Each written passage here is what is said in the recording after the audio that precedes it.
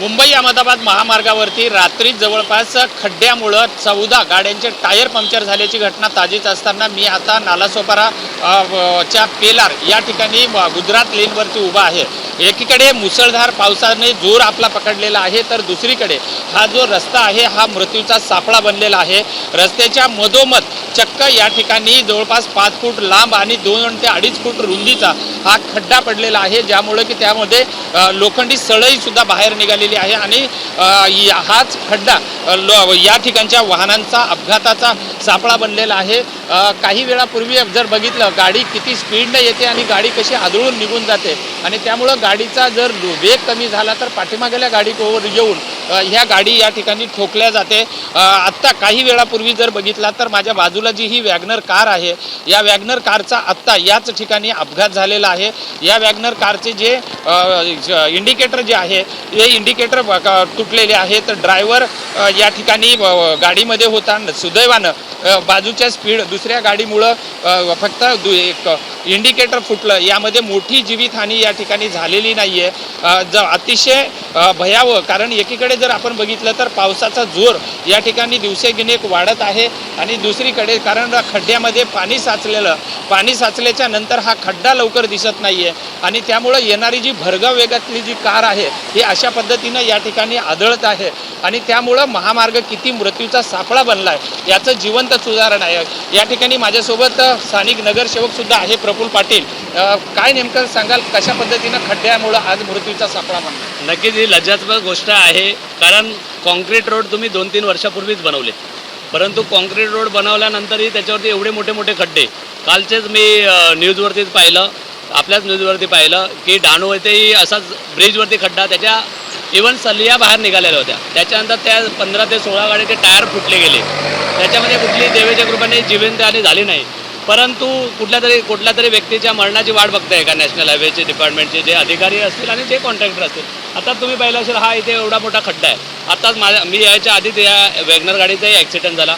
गाड्या एक भरधाव येतात, पाणी त्या खड्ड्यामध्ये भरल्यानंतर खड्डा आहे ते लोकांना कळतच नाही आणि गाडीचे ॲक्सिडेंट होतात आहेत। आणि या जे नॅशनल हायवेची जी टीम होती आणि हे जो कॉन्ट्रॅक्टर आणि यांनी हा निकृष्ट दर्जाचा पूर्ण रोड बनवलेला आहे। कॉन्क्रीट रोडवरती आता कुठेतरी डांबरचे पॅचही मारायचे काम मध्ये करत आहेत, परंतु या एवढा निकृष्ट दर्जाच्या रोडवरमुळं आता तुमची मागणी काय वाटते नागरिक? आमची ही मागणी असणार आहे की ह्या कॉन्ट्रॅक्टरच्यामुळे ऑलरेडी अगोदर जीव गेलेले आहेत, आता कुठलीही घटना झाली तर याच्यावरती सदोष मनुष्यवधाचा गुन्हा दाखल झाला पाहिजे, ह्याला जेलमध्ये टाकलं पाहिजे आणि संबंधित अधिकारी जे ह्या मेंटेन करण्याचं पाहण्याचं काम होतं त्यांच्यावरही सदोष मनुष्यवधाचा गुन्हा दाखल झाला पाहिजे।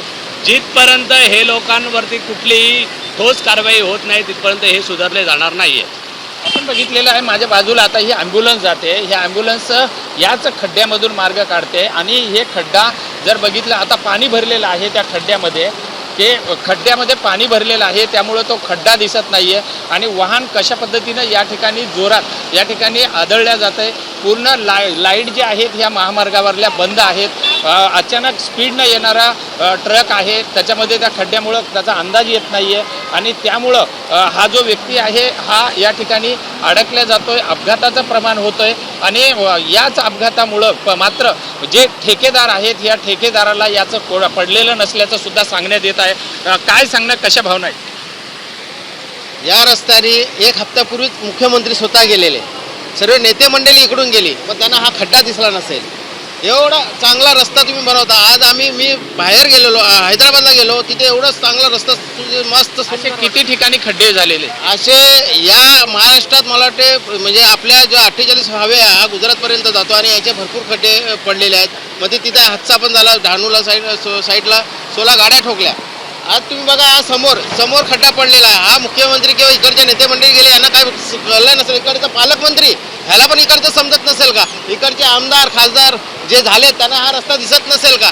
आज एवढं चांगला रस्ता बनवायचा, या लोकांनी मोठे मोठे टेंडर काढलेत, खाली आमदारांना मला वाटतं हे टेंडर काढून त्यांचे फंड वापरण्यासाठीच केलेलं आहे। आपण बघितलेलं आहे की आत्ता बघितलं तर महामार्गावरती किती धुवाधार पाऊस सुरू झालेला आहे। माझ्या कॅमेरामॅनला मी सांगेल की कॅमेरामॅन जरा थोडासा या खड्ड्यावरती दाखव की नेमका खड्डा कशा पद्धतीचा आहे।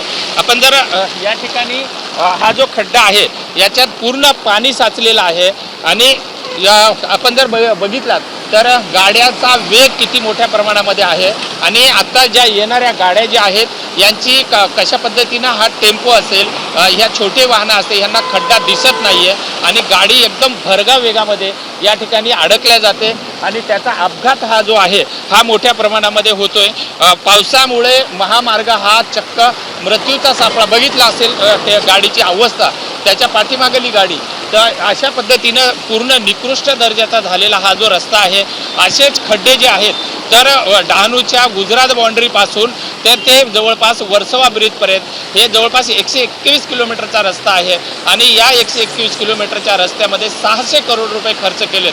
मात्र या ठेकेदारांच्या निष्काळजीपणामुळं, निकृष्ट दर्जाच्या कामामुळं महामार्गावर प्रवास करणाऱ्या शेकडो वाहनधारकांचे या ठिकाणी अपघात होत आहेत. यांच्या मृत्यूला जबाबदार कोण आणि या ठेकेदारावरती मनुष्यवधाचा गुन्हा दाखल करावा अशी मागणी आता नागरिकांकडून आणि वाहनधारकांकडून करण्यात येत आहे.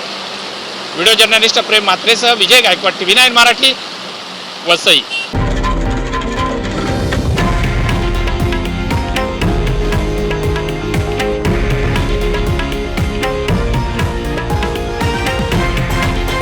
हे आहे देशातील नंबर 1 न्यूज नेटवर्क आणि आपण पाहत आहात TV9 मराठी, एकमेव.